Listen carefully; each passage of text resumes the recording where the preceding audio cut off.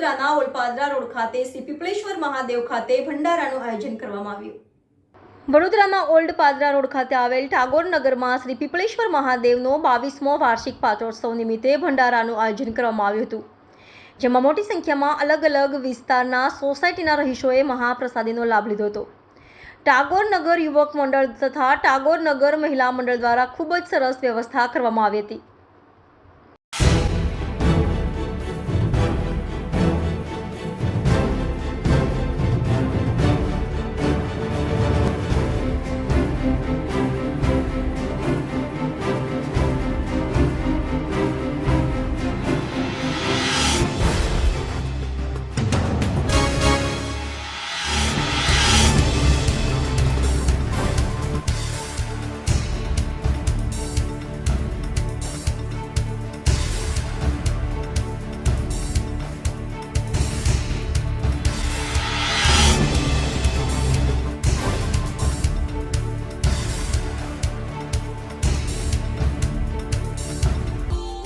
Subscribe now and press the bell icon.